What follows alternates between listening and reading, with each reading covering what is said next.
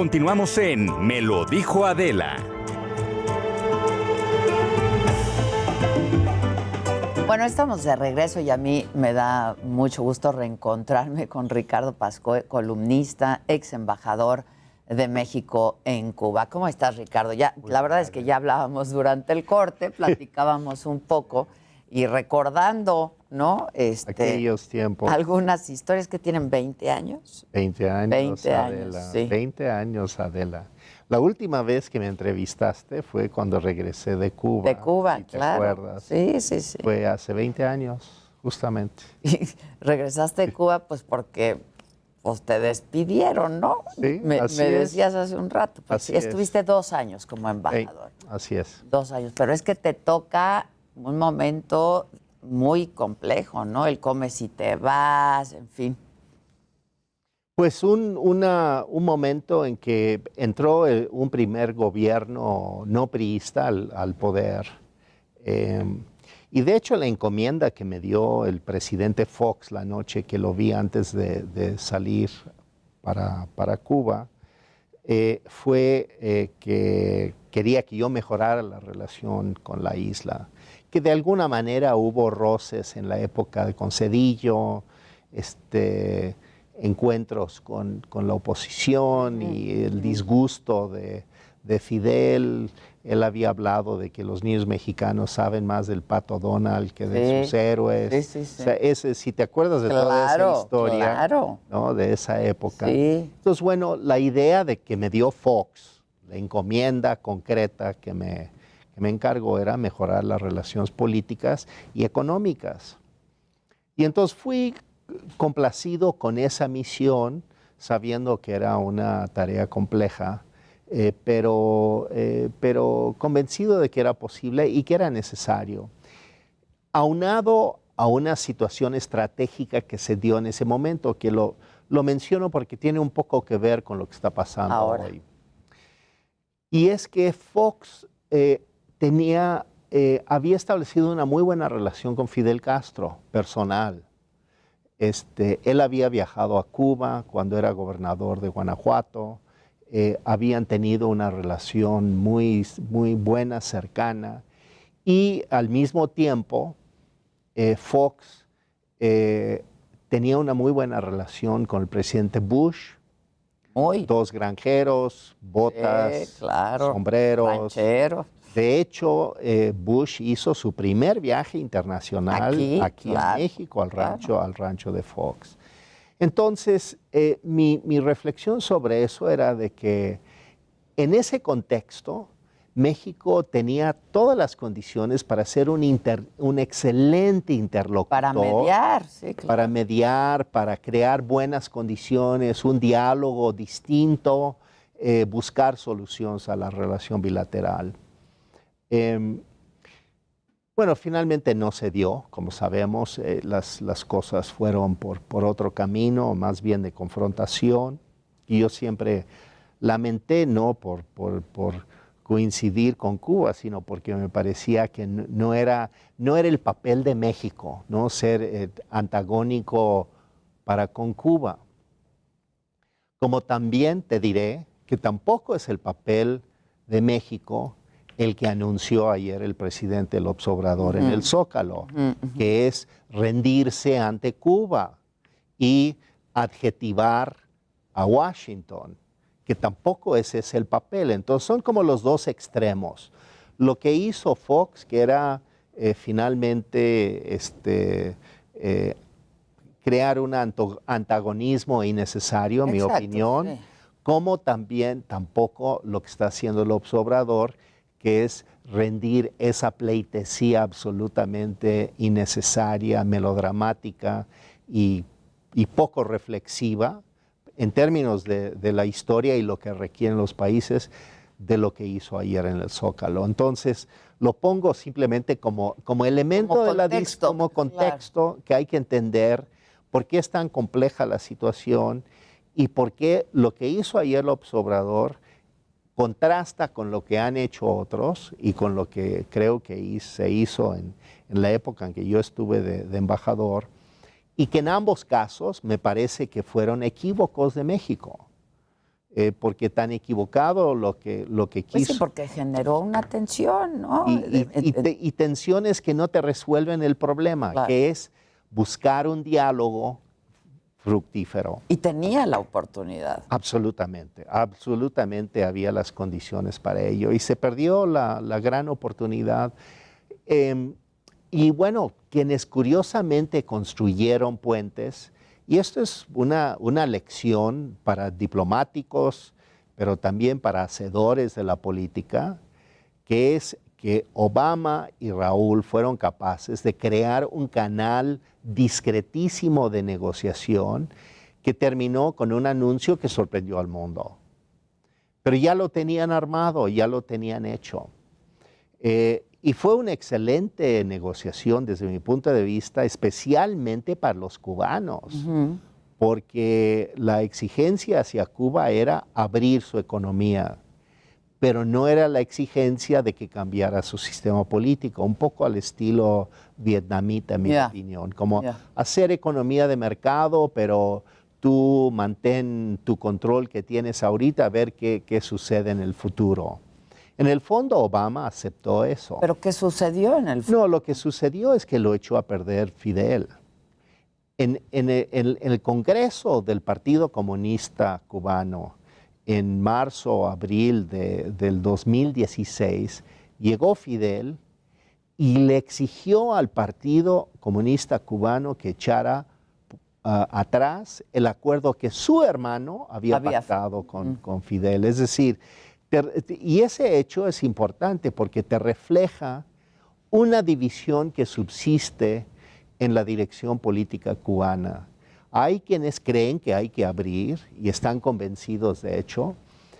Había personeros muy importantes de la dirección del gobierno cubano cuando yo estuve ahí, que estaban absolutamente convencidos de que se tenía que abrir, de que era inviable económicamente. E insostenible. Sí.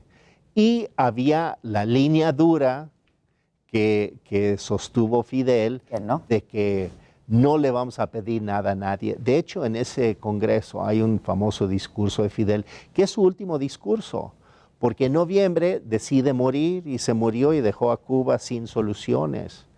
Pero de ese mismo año, del 2016, pero él en ese congreso del partido, él dice, no le vamos a pedir nada a nadie, menos al imperio, ¿no? Una cosa así muy arrogante de autosuficiencia, y deja a Cuba en la pobreza. Es lo que hizo en concreto, y sin libertades políticas. Entonces tienen lo peor de todos los mundos. No tienen economía, viven en la pobreza absoluta, no tienen salida alguna y no tienen libertades. Entonces, bueno, es lo peor. Pareciera, 20 años después, ¿no?, que se sigue culpando a Estados Unidos de este embargo y de la situación, ¿no?, que como si el embargo fuera consecuencia de, pues, la vida de del pueblo cubano, ¿no? Es una vida pues muy deteriorada en muchos sentidos, Ricardo. Sí. Y mi pregunta ¿es así? Vamos, ¿es responsabilidad de Estados Unidos? No, yo creo que no. Ahora, creo que el embargo es una coladera. O sea, las cosas transcurren por arriba, por abajo y por todos los costados. Okay. Y Cuba tiene comercio con todo el mundo. Incluso, hay que decirlo, todo el pollo que se consume en Cuba, todo el puerco que se consume en Cuba, viene de Estados Unidos, viene de los granjeros del Middle West de Estados Unidos. Las medicinas que se consumen en Cuba vienen mayoritariamente de Estados Unidos. Pero no hay medicamentos, pero hay desabasto. Bueno, pero porque no hay dinero. Ahora, ese es otro tema. El gran mito de Cuba es que ofreció una utopía aparentemente exitosa y diferente en los años 70, 80, claro, a América Latina. Y por eso Cuba siempre ha sido visto como una alternativa, una opción de modelo de desarrollo absolutamente exitoso. Pero ¿cuál era el problema? Todo eso estaba pagado por los soviéticos. O sea, la Unión Soviética podía, porque Cuba es una isla pequeña, con una población pequeña, entonces era posible entregar 11 millones de dólares diariamente. Claro. 11 millones de dólares diarios. Diarios a Cuba en el arco histórico, así fue, y solventar la situación de Cuba y dar la apariencia de tener una prosperidad y un éxito que no era tal. Tan es así que cuando desaparece la Unión Soviética se colapsa completamente Cuba, porque vivía de eso, vivía de un subsidio soviético. Trataron de volver a una especie de esquema de subsidio con Venezuela vía el petróleo, pero también se colapsó eso. Entonces hoy no hay opción y los chinos no son opción porque los chinos te pueden construir un tren o una central eléctrica o una presa, pero te lo cobran y te lo cobran en serio, o sea, lo tienes que pagar, no hay nada regalado. Por Adela, yo creo, casi. Bueno, no, casi. Entonces, es inviable la economía cubana, no tiene salida. En realidad, lo interesante aquí, Adela, es la negociación que había hecho Raúl con Obama. Que me parece muy interesante. Es una historia no conocida mucho, creo, donde intervinieron de manera importante la dirección vietnamita, que tienen mucho prestigio en la dirección del Partido Comunista Cubano. Los vietnamitas, digo, para entender la complejidad de la historia, el viejo enemigo de Estados Unidos, ahora convertido en el gran amigo de Obama, metidos en el acuerdo transpacífico. ¿Te acuerdas del famoso acuerdo transpacífico? Del cual, por cierto, México es miembro. Sí. Este acuerdo transpacífico, que era el proyecto de Obama para contrapesar a los chinos, tenía uno de sus ejes fundamentales la participación vietnamita, porque los vietnamitas temen más a China que a cualquier país del mundo. Sí. Fueron invadidos por los japoneses, los franceses, los americanos y sin embargo quieren ser amigos con todos estos, pero a China le tienen miedo. Entonces eran una parte entusiasta del acuerdo transpacífico y ellos convencieron a Cuba de que era conveniente que Cuba se incorporara al acuerdo transpacífico. Y ese era en realidad el gran acuerdo de Obama con Raúl. Y es lo que echó para abajo Fidel. Entonces, realmente se perdió una oportunidad histórica muy interesante. Habría sido una cosa de un cambio histórico. Ahora, una parte de la dirección cubana hasta el día de hoy sigue pensando que esa es una opción correcta. Todavía. Sí. Entonces, por eso Cuba hoy tiene una dirección dividida. Y en ese sentido, Díaz-Canel, ¿a quién representa? Bueno, salió con la línea dura. Ya ves que el día de las manifestaciones dije, se dio la orden, todos al combate, ¿no? Sí. Y mandó la represión.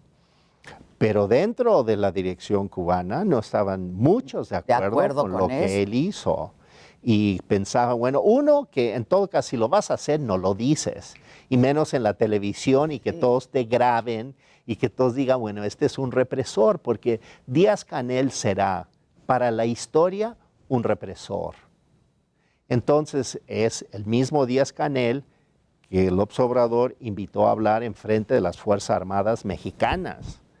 ¿Cuál es el mensaje? En el día... No. ¿Cuál es el mensaje a los generales mexicanos cuando el presidente, el comandante en jefe de las Fuerzas Armadas mexicanas, invita a hablar en frente de ellos en un acto insólito a un hombre que utiliza sus Fuerzas Armadas para reprimir al pueblo? Hay que tener cuidado con esto, porque hay un mensaje ahí muy inquietante para nuestras fuerzas. ¿Pero crees que fue calculado o solamente fue desafortunado? ¿Cuál es tu lectura? No, yo creo que Digo, fue calculado. el Bueno, presidente es un ¿qué puedes pensar gran de político y de le que sabe a esto? organizaron todo este asunto?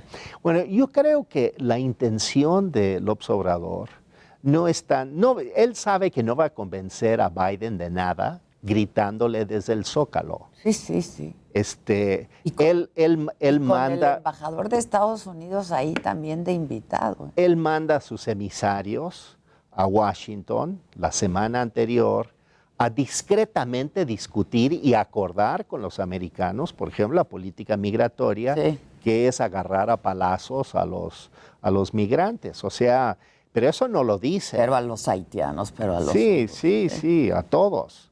Pero eso no lo dice, incluso a los cubanos, ¿no? Digo, hablando de amor. Sí, sí, sí. Entonces, eso no se dice. Entonces, yo creo que en realidad el mensaje, el cálculo de López Obrador es que los americanos no lo van a apelar mucho por sus gritos en el Zócalo.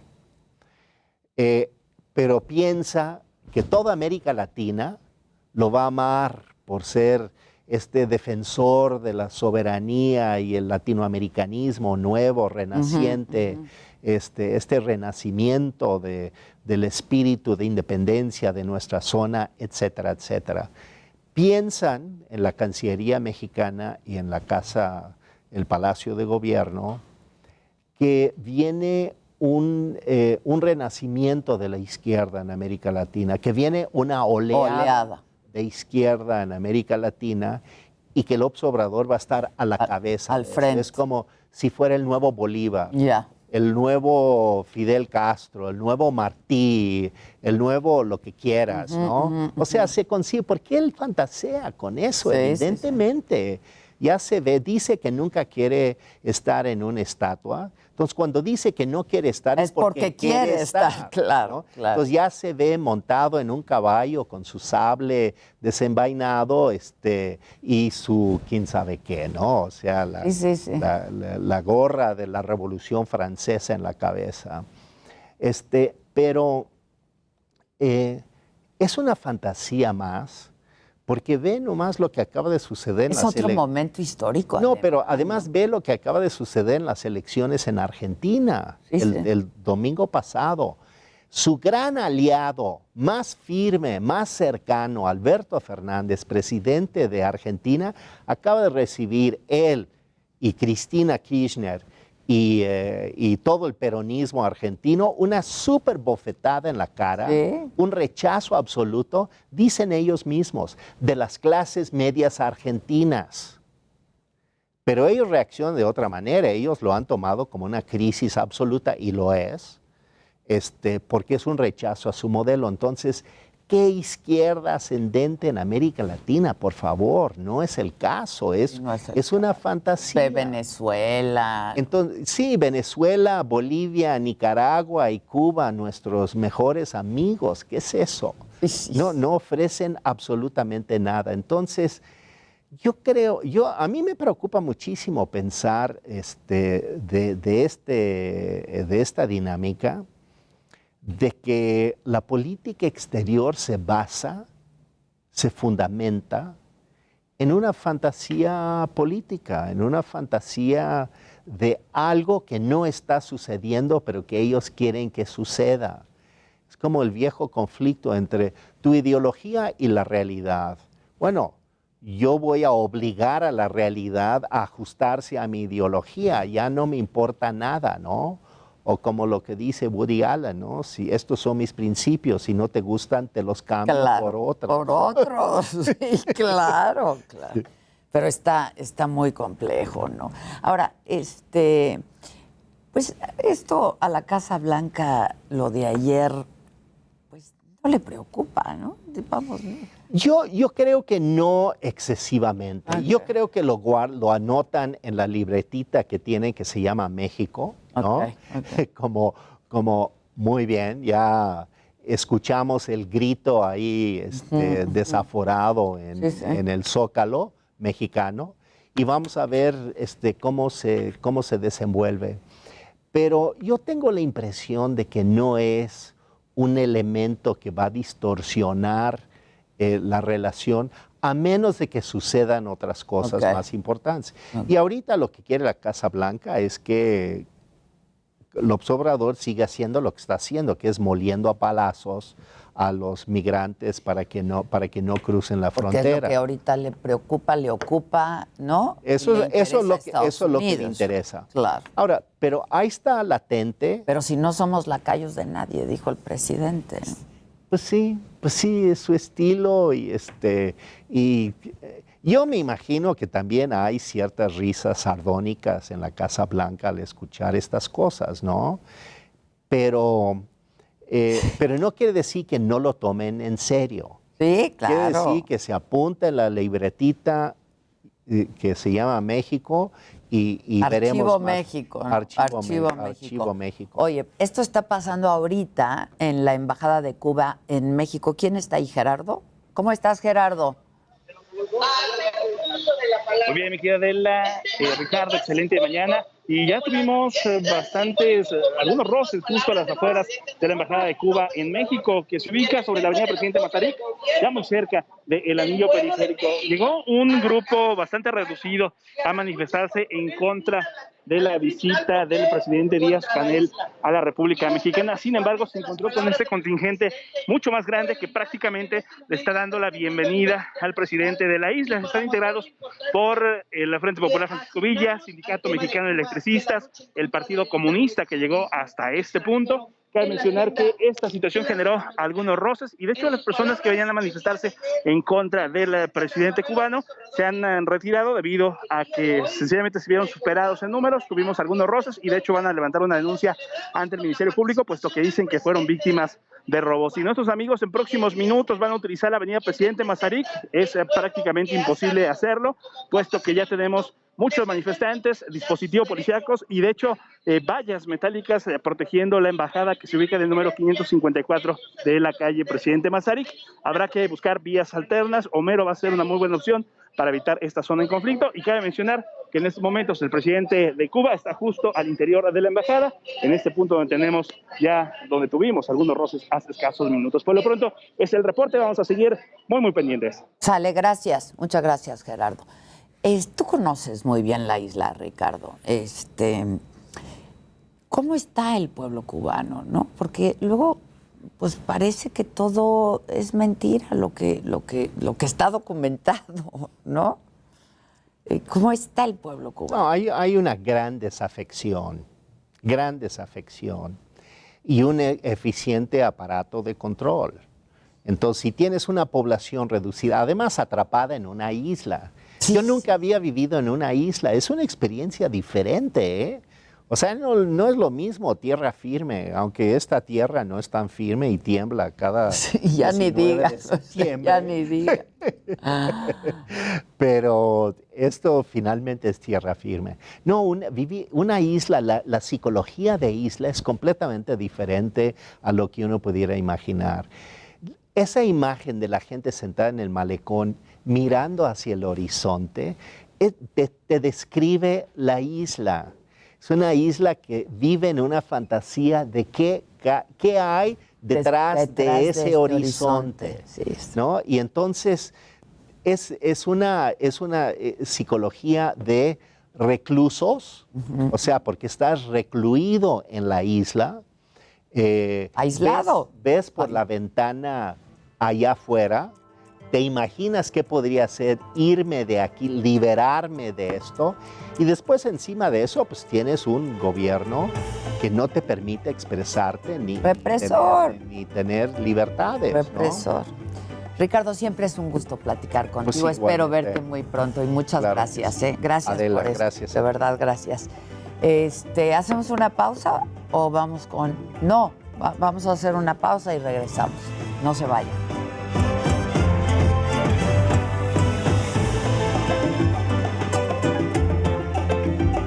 Ferla Jalisco